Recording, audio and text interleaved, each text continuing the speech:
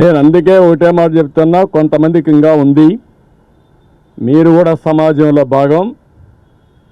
సమాజంలో మీరు కూడా ఇలాంటి తప్పుడు సంకేతాలు ఇచ్చి మీ పరువు పోగొట్టుకోవద్దండి. కమాన్ మెయిన్ స్ట్రీమ్కి రమ్మని కోరుతున్నా. ప్రజాహితం కోసం పనిచేయమని కోరుతున్నా. చేయకపోతే వాళ్ళే ఏ విధంగా ఎలిమినేట్ చేయాలో వాళ్ళే ప్రజలే ఎలిమినేట్ చేసుకునే పరిస్థితి వస్తుంది. అన్నింటికంటే ముఖ్యంగా ప్రజలు ఆలోచించాలి. ఏంటంటే నిన్న వచ్చి 5 నిమిషాలు వచ్చి షో చేసి ఒక్క వ్యక్తికి ఒక పాకెట్ భోజనం ఇచ్చారండి, ఒక వ్యక్తిని పరామర్శించారండి, ఒక వ్యక్తిని సపోర్ట్ చేయడిగా చేశారండి. ఆ పేపర్ ఉంది, రాయొచ్చు కదా పాజిటివ్గా. ఏంటి ఇవన్నీ? వికృతమైన చేష్టలు, పనికిరాని చేష్టలు. ఎవరు చేయరు ఇవన్నీ. అందుకే నేను చెప్పాను ఎస్కోబార్ అని. ఇదే మరి చేసేవాడు, ఏది చేసినా ఇదే మరిగా.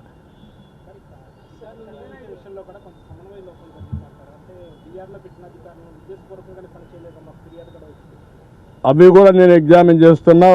ఒకవేళ మా సీనియర్ ఆఫీసర్స్ గుడ్ ఫెయిత్తో చేస్తుంటే ఆ ఫెయిత్ని నిలబెట్టుకోవాల్సిన ఆఫీసర్ అతను.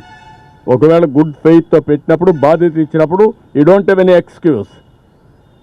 As long as you are in government roles, that is your duty to do government duty.